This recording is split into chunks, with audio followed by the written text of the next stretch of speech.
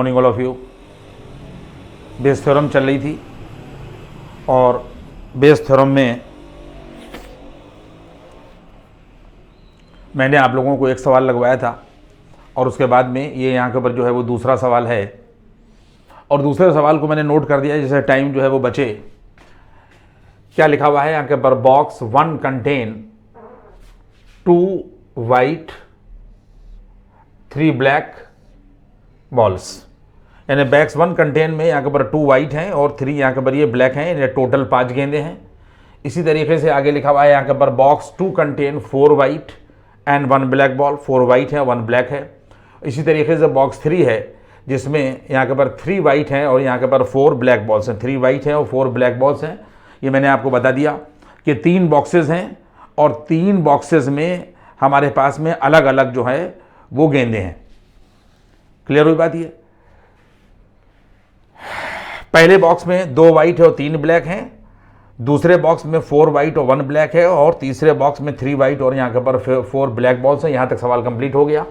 अब कहता है कि अ डाई तो आप जानते हैं पासा, डाई हैविंग यहाँ के ऊपर ये 3 रेड एंड 2 येलो, यानी हमारे पास में डाई के लिए भी यहाँ के ऊपर 3 ऑप्शंस दे रखे हैं कि यहाँ के ऊपर डाई में 3 रेड और 2 यहाँ के ऊपर येलो और 1 ग्रीन फेस है। यानी कहने का मतलब ये हो गया कि टोटल 6 फेसेस होते हैं।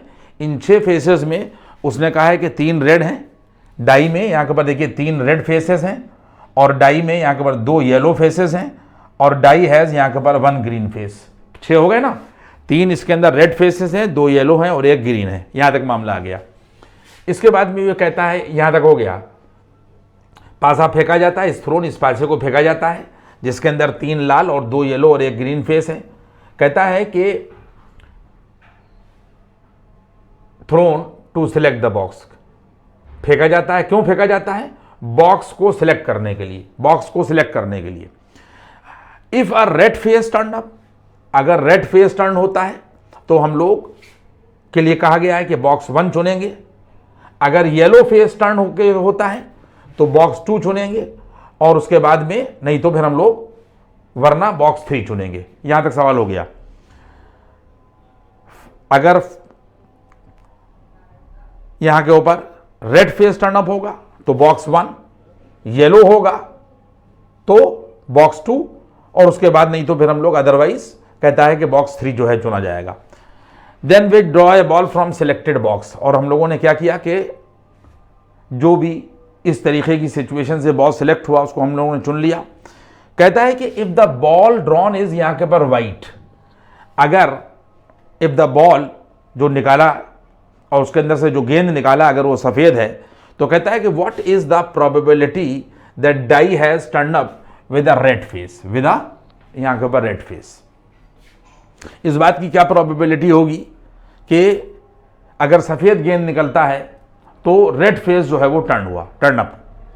देखिए सिचुएशन इसके अंदर क्या हो गई। बॉक्स 1 में 2 सफ़ेद हैं, 3 काली गेंदें हैं। बॉक्स 2 में यहाँ के ऊपर 4 सफ़ेद है और 1 काली गेंद है और बॉक्स 3 में 3 सफ़ेद है और 4 काली गेंदें हैं। यहाँ के ऊपर जो फेसेस हैं 3 रेड हैं, 2 येलो हैं और 1 ग्रीन है। हम लोगों ने यहाँ के ऊपर B1, आप देख लें इस चीज़ को कि B1 ये घटनाएं हमने मानी है, यहाँ पर इवेंट्स को रिप्रेजेंट किया है। जिस तरीके से हम लोग E1, E2, E3 रिप्रेजेंट करते हैं उसी तरीके से हम लोगों ने यहाँ पर B1, B2, B3 और E जो है ये आर्बिट्रेरी इवेंट है। ये मैंने आपको बेस थ्योरम पढ़ाते वक्त बता दिया था कि ये वो इवेंट होगी जो हर घटना के साथ में अटैच होगी, यानी B1 के साथ में भी होगी, B2 के साथ में भी होगी, B3 के साथ में भी होगी। यानी जब हम लोग B1 निकालें तो इसका मतलब ये हो गया कि रेड फेस टर्न अप होगा और हम लोग पहला गेंद जो है वो बॉक्स जो है वो चुनेंगे। तो B1 का मतलब ये हो गया कि हमारे पास में यहाँ के ऊपर PB1 का मतलब ये कि if red face turn up, इसकी प्रोबेबिलिटी क्या होगी। रेड हमारे पास में यहाँ के ऊपर 3 है, टोटल 6 होते हैं। तो रेड फेस अगर टर्न अप होता है तो इसकी प्रोबेबिलिटी 3/6 होगी। और अगर येलो फेस टर्न अप होता है बच्चों तो येलो हमारे पास में यहाँ के ऊपर 2 हैं तो ये देखिए ये 2/6 होगी। और उसके बाद में अगर ग्रीन आता है, ग्रीन फेस टर्न अप होता है तो इसकी प्रोबेबिलिटी यहाँ के ऊपर 1/6 होगी। ये तो यहाँ तक सवाल पहुँचा। इसके बाद में ई जो है वो हम लोगों ने यहाँ के ऊपर आर्बिट्रेरी इवेंट मानी है। बॉल ड्रॉन इज यहाँ के ऊपर ये वाइट। हमने आप लोगों को कंडीशनल थ्योरम में पढ़ा दिया था कि अगर हम कहीं पर पी ए अपान बी लिख रहे हैं तो इसका मतलब ए की प्रोबेबिलिटी जो है वो हम लोग निकाल रहे हैं और नीचे वाली के बारे में, बी के बारे में हमको ऑलरेडी पता है। तो यहाँ के ऊपर ई जो है ये देखिए वाइट है, ये वाइट की प्रोबेबिलिटी दी हुई है, जबकि ये हमें पता है कि ये फेस 1 टर्न अप हुआ। तो इसका मतलब ये है कि वाइट कितने हो जाएंगे, या देखिए ये 2 कितना हो जाएगा 2। और इसके बाद में अगर फेस टर्न अप होता है तो वाइट की प्रोबेबिलिटी देखिए 2/5 होगी। और अगर फेस दूसरा वाला येलो टर्न अप होता है तो देखिए 4 यहाँ के ऊपर ये 5 होगी, देखिए 4/5 होगी।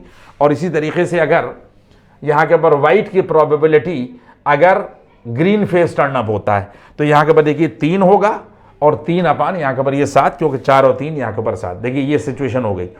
अब इसके बाद में ये कह रहा है कि if the ball drawn is white what is the probability that the die has turn up with a red face. With a यहाँ के ऊपर रेड फेस की बात की जा रही है। देखिए इसका मतलब रेड कहाँ है कि B1 if red face turn up. तो इसका मतलब यह है कि सिचुएशन क्या हो जाएगी कि P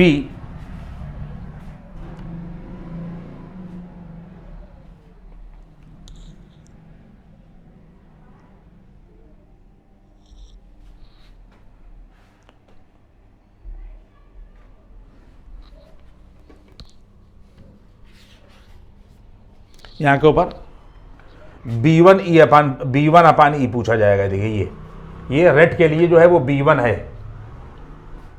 यहाँ के ऊपर हमारे पास में ये PB1/E पूछा गया। कहता है, क्या कह रहा है कि then we draw a ball from selected box if the ball drawn is यहाँ के ऊपर white what is the probability that the die has turn up a red face. Red की बात की जा रही है। देखिए रेड की, इसका मतलब ये है कि रेड की फेस की बात की जा रही है और जबकि हमें पहले से पता है कि वो क्या है यहाँ के ऊपर white. Then we draw a ball from selected the ball drawn is यहाँ के ऊपर वाइट, ये हमें पता है, समझे, इसके बारे में ये पता है। और रेड फेस टर्न अप होता है तो देखिए फार्मूला यहाँ के ऊपर लग जाएगा PB1/, यहाँ के ऊपर ये E बच्चों, PB1/ यहाँ के ऊपर ये E, तो ये आ जाएगा PB1। देखिए यहाँ के ऊपर ये आ जाएगा PB1 इंटू फार्मूला पिछले वाले बेस थ्योरम में आप लोग देख लीजिएगा। तो E/, यहाँ के ऊपर ये B1 आएगा, E/, यहाँ के ऊपर ये B1 और यहाँ के ऊपर अपॉन ये आ जाएगा PB1 इंटू PE/B1। ये देखिए E/, यहाँ के ऊपर ये B1 बच्चों प्लस P यहाँ के ऊपर B2 होगा और PE/, यहाँ के ऊपर ये B2, ये फार्मूला पूरा लिखा जा रहा है और प्लस लगाया जाएगा और PB3 लिखा जाएगा और इंटू PE/, यहाँ के ऊपर ये लिख दिया जाएगा B3। सारे चीज़ें आप लोगों को पता हैं। PB1/E यानी हमें पहले से पता है कि वो वाइट गेंद है और जबकि रेड फेस टर्न अप होने की प्रोबेबिलिटी हम लोगों को यहाँ के ऊपर निकालना है। तो ये हम लोगों ने फार्मूला लिख दिया। सारी वैल्यूज़ आप लोग इसके अंदर फीड कर दिएगा। सारी वैल्यूज़ आपके सामने, हम कैलकुलेशन नहीं कर रहे हैं और इसका आंसर आ जाएगा 42/, इसका नोट कर लिए अपना आंसर, यहाँ के ऊपर निकलेगा, आंसर निकलेगा 42 और अपॉन यहाँ के ऊपर 113। ये आंसर अपने बार नोट कर लीजिए। ये PB1/E पूछा गया, सारी वैल्यूज़ हम लोग यहाँ के ऊपर रख देंगे और सारी वैल्यूज़ रखने के बाद में इसका आंसर जो है वो हम लोग यहाँ के ऊपर जो फीड कर देंगे। नाउ द नेक्स्ट क्वेश्चन की देखिए लैंग्वेज आप लोग देख लीजिए। यहाँ के ऊपर ये हमारे पास ये क्वेश्चन की लैंग्वेज है। कहता है कि अब बिल्कुल उसी तरीके का क्वेश्चन है, इसमें आपको ज़्यादा समझने की जो है वो ज़रूरत नहीं पड़ेगी। A fair die is rolled, ये a fair die is rolled, एक पासा फेंका गया। कहता है कि इसमें 6 फेसेस हैं। अगर पहला फेस टर्न अप होता है, ये देखिए phase 1 turn up, a ball is drawn from bag A, 3 bag दे रखे हैं ABC। अगर हमने सवाल पढ़ लिया है, हम आपको समझाए दे रहे हैं कि अगर पहला फेस टर्न अप होता है तो हम लोग जो गेंद निकालेंगे, जो चुनेंगे, तो बैग A, और अगर दूसरा और तीसरा फेस टर्न अप होता है तो हम लोग बैग B, और अगर चौथा, पांचवा और छठा ये घटनाएं हैं फेस टर्न अप होता है तो हम लोग बैग C को जो है वो चुनेंगे। और आगे बढ़िए, देखिए सवाल यहाँ तक जो है वो कंप्लीट हो गया, यहाँ तक कंप्लीट हो गया। बॉल इज ड्रॉन ये देखिए, इफ फेज 4, 5 और 6 टर्न अप, तो हम लोग क्या चुनेंगे, बैग सी चुनेंगे। कहता है कि bag A contain 3 red and यहां के ऊपर 2 वाइट। ये बैग ए है, बैग बी है, बैग सी है। बैग ए में 3 रेड हैं, 2 वाइट हैं। बैग बी में 3 रेड हैं और 4 वाइट हैं। और बैग सी में 4 रेड हैं और 5 यहां के ऊपर जो है वो वाइट हैं। आप सुनते जाइएगा बात को, यहां तक सवाल हो गया। इसके बाद में कहता है कि द डाई इज रोल्ड, पासा जो है वो हिलाया जाता है और फेंक दिया जाता है। अ बैग इज यहां के picked up and a ball drawn, और गेंद निकाल ली जाती है। कहता है कि if the drawn ball is यहां के ऊपर रेड, अगर वो लाल है तो बताओ इस बात की क्या प्रोबेबिलिटी है कि वो बैग बी से आई।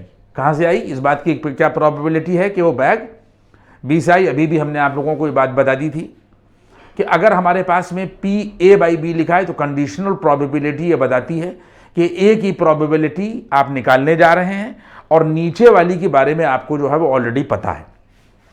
अब इसके अंदर हमने यहाँ पर B1, B2, B3 और E, ये 4 इवेंट्स जो है वो हमने मानी है। ये E जो है वो आर्बिट्रेरी इवेंट है। B1 इवेंट रिप्रेजेंट कर रही है अगर फेस 1 टर्न अप होता है। B2 2 और 3 फेस के टर्न अप होने को रिप्रेजेंट कर रही है।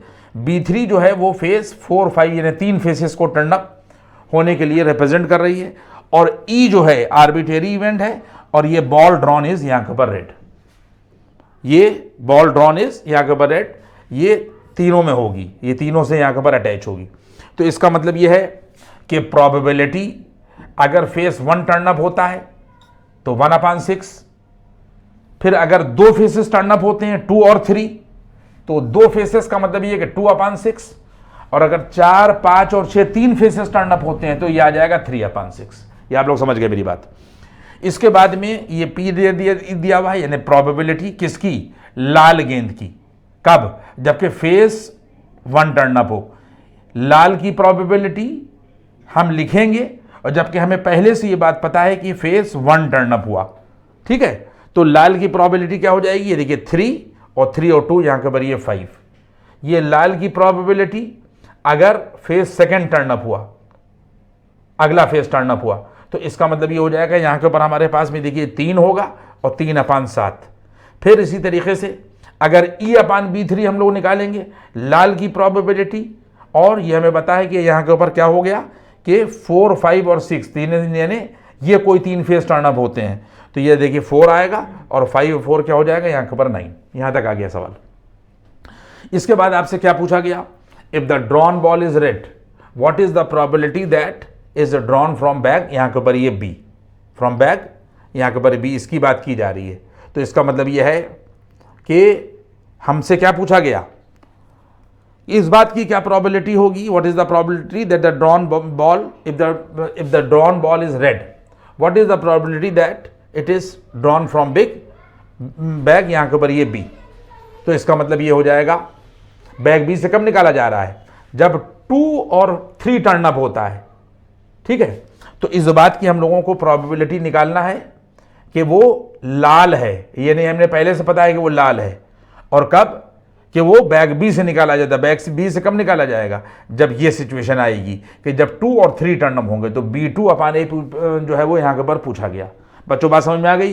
तो अब हम लोग यहाँ के ऊपर ये P और B2 और अपॉन यहाँ के ऊपर ये E बराबर यहाँ के ऊपर लिखेंगे P B2 और इंटू यहाँ के ऊपर B2 लिखेंगे और PE/B2 लिखेंगे। क्या लिखेंगे, PE/ और उसके बाद में यहाँ के ऊपर B2, देखिए ये लाइन खींच देंगे और लाइन खींचने के बाद में यहाँ पे वैल्यू आ जाएगी PE1, ये देखिए ये PE1 होगा और इंटू यहाँ के ऊपर आ जाएगा E/ यहाँ के ऊपर B1। इसके बाद में फिर प्लस लगाइए, फिर लिखिए PE2 बच्चों, और ये लिखिए PE/ यहाँ के ऊपर लिखिए B2, ठीक है, प्लस लगाइए, प्लस यहाँ के ऊपर लिखिए PE3, P इसके बाद में E/ यहाँ के ऊपर लिख दिए, यहाँ के ऊपर ये B3। सारी वैल्यूज आपको पता है, PB2 भी पता है, PE/B2 भी पता है, और ये भी पता है, ये भी पता है, ये भी पता है। सारी वैल्यूज आप लोग इसमें रख लेंगे और उसके बाद में इसका आंसर मैं आपको नोट करा दे रहा हूँ कि इसका आंसर आएगा, यहाँ के ऊपर नोट कर लिए अपने पास में आंसर कि 90/2 यहाँ के ऊपर 93, ठीक है। यहाँ तक हमने नवदा, ये क्वेश्चन नंबर ये 2 था। दोनों क्वेश्चन बिल्कुल सेम थे और इस तरीके के क्वेश्चन जो है वो बहुत पूछे जाते हैं। नवदा नेक्स्ट क्वेश्चन, इस क्वेश्चन की लैंग्वेज देखिए यहाँ के ऊपर, एन इंश्योरेंस कंपनी, सवाल की लैंग्वेज देखिएगा आप लोग। एन इंश्योरेंस कंपनी इंश्योर्ड, कोई इंश्योरेंस कंपनी है और वो इंश्योर्ड कर रही है, यानी इंश्योरेंस कर रही है किसका, 4000 डॉक्टर्स का, और ये 4000 डॉक्टर हो गए, 8000 टीचर्स का, ये 8000 टीचर हो गए, और 12000 उसमें इंजीनियर्स का उसने यहाँ के ऊपर इंश्योरेंस किया। यानी टोटल हमारे पास में डॉक्टर, इंजीनियर और टीचर मिलाकर कितने हो गए, 24,000। ठीक है। इसके बाद में कह रहा है कि the probabilities of a doctor, teacher and engineer dying before the age of 58 years are, ये और यहाँ के ऊपर ये रेस्पेक्टिवली। कहता है कि तीनों लोग जो हैं वो 58 के पहले मर जाने की उनकी जो प्रोबेबिलिटी दे रखी है 58 के पहले की, इसमें डॉक्टर्स की यहाँ के ऊपर ये दे रखी है, टीचर्स की ये दे रखी है, और इंजीनियर्स की प्रोबेबिलिटी 58 ईयर्स के मरने से पहले की प्रोबेबिलिटी यहाँ के ऊपर ये दे रखी है। कह रहा है कि इफ़ द इंश्योर्ड पर्सन, अब देखिए यहाँ से देखिएगा, कह रहा है कि if one of the insured person dies, यानी जिनके इंश्योरेंस किए गए उसमें से कोई एक आदमी जो है वो मर जाता है before the age of 58 years, तो कहता है कि इस बात की क्या प्रोबेबिलिटी है कि वो डॉक्टर है। उसके डॉक्टर होने की प्रोबेबिलिटी हम लोगों को निकालना है, सारे बच्चे समझ लें। इसमें पीछे के सवालों के तरीके से हमने इवेंट्स को रिप्रेजेंट कर दिया है। B1 जो है वो इंश्योर्ड पर्सन, डॉक्टर के इंश्योर्ड होने की घटना को रिप्रेजेंट कर रहा है। B2 जो है वो टीचर के इंश्योर्ड होने की घटना को रिप्रेजेंट कर रहा है, और B3 जो है वो इंजीनियर के इंश्योर्ड होने की घटना को रिप्रेजेंट कर रहा है। और यहाँ पर A जो है वो आर्बिट्रेरी इवेंट है, और ये है insured person dies before the age of 58 years. हमने कहा था कि ये ऐसी घटना होगी कि ये सारी घटनाओं के साथ में B1 के साथ में भी अटैच है, डॉक्टर्स के साथ में भी अटैच है, इनके साथ भी, टीचर्स के साथ में भी अटैच है, और 12000 जो इंजीनियर्स दे रखे हैं इनके साथ में भी ये अटैच है, यानी ये आर्बिट्रेरी इवेंट है। और मैंने आपको बताया था कि हमेशा आर्बिट्रेरी इवेंट जो है वो चाहे B1, B2, B3 घटना ली जाए, और चाहे E1, E2 और चाहे E3 घटना ली जाए, इन सब के साथ में उसका अटैचमेंट यहाँ के ऊपर है। तो ये A जो है वो यहाँ के ऊपर आर्बिट्रेरी इवेंट है, और ये क्या रिप्रेजेंट कर रही है, insured person dies before the age of 58 years. ठीक है। इंश्योर्ड वो पर्सन जो है वो डॉक्टर भी हो सकता है, टीचर भी हो सकता है, और इंजीनियर भी हो सकता है। ठीक है। तो टोटल जो है वो 4000 प्लस 8000 और प्लस 12000 बराबर यहाँ के ऊपर ये आ जाएगा 24000। टोटल हमारे पास में जो लोग हैं डॉक्टर, इंजीनियर और टीचर मिलाकर 24000 हैं। तो डॉक्टर होने की जो प्रोबेबिलिटी है, प्रोबेबिलिटी यानी 24000 में 4000 यानी 1/6 है, और B2 जो निकाली गई है इंजीनियर की 24000 में 8000 1/3 है, और उसके बाद में इंजीनियर्स की 24000 में 12000 यानी 1/2 है। क्लियर होगी बात ये। इसके बाद में फिर वो ये कहता है कि 58 ईयर्स से पहले, देखिए ये बात आपको पता है कि वो डॉक्टर हैं, ये मैंने कहा था ना कि इस तरीके से रिप्रेजेंट किया जाएगा कि डॉक्टर के, ये देखिए डॉक्टर के 58 ईयर से पहले मर जाने की प्रोबेबिलिटी 0.101 दे रखी है। इसके बाद में टीचर की 58 ईयर्स से पहले के, ये भैया पता है कि वो क्या हैं, वो इंजीनियर्स हैं। ये डॉक्टर हो गए, ये टीचर हो गए, इनकी प्रोबेबिलिटी 0.03 दे रखी है।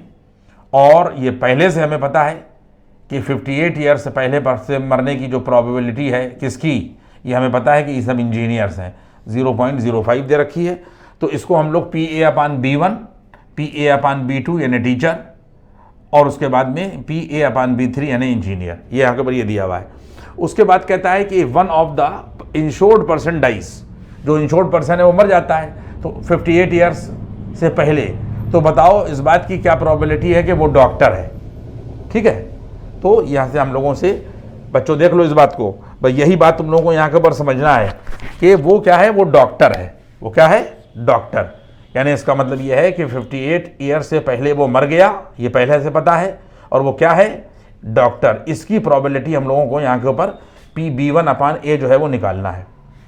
सारे बच्चे मैं कैलकुलेशन नहीं करूँगा, PB1/A बराबर पी बी वन होगा, P A upon B one ये ऊपर लिखा जाएगा, और उसके बाद में P B one into P A upon B one plus P B two into P A upon B two plus P B three और इंटू पी ए अपान यहाँ के ऊपर ये बी थ्री। इन सारी वैल्यूज़ को हम लोग यहाँ के ऊपर जितनी भी वैल्यूज़ ऊपर वाले यहाँ के ऊपर दे रखी हैं, सारी वैल्यूज़ यहाँ के ऊपर ये दे रखी हैं, हम सारी वैल्यूज़ को यहाँ के ऊपर फीड कर देंगे और P B one upon A calculate करेंगे, ये आ जाएगा 1 अपान यहाँ के ऊपर ये 22। अब इसके बाद में आप लोग नेक्स्ट क्वेश्चन यहाँ के ऊपर ये देखिए, दूसरा क्वेश्चन सवाल की लैंग्वेज को यहाँ के ऊपर जो है वो देख लीजिए। सपोज दैट 5 men, क्या दे रखा है यहाँ के ऊपर 5 जो है वो आदमी हैं और टोटल 100 है, यानी 5 men out of 100 and 25 women out of 1000। 5 आदमी 100 में और 25 औरतें female out of 1000 are colour blind. Are colour blind सारे बच्चे समझते हैं कि कलर ब्लाइंड का मतलब यह है कि जिनको रंग का फ़र्क ना मालूम हो, वो नीले को भी काला कहेंगे और काले को भी काला कहेंगे, उनको कलर का फ़र्क, दे आर कलर ब्लाइंड, इसी को कलर ब्लाइंड कहा जाता है। आर यहाँ के पर कह दिया गया है कलर ब्लाइंड है, तो इसका मतलब ये हो गया अब इसके बाद आगे क्या करा, a colour blind person is chosen at random, और उन कलर ब्लाइंड पर्सनस में एट रैंडम एक को किसी को चुना जाता है। तो कहता है कि what is the probability of his being male, इस बात की क्या प्रोबेबिलिटी है कि वो मेल है।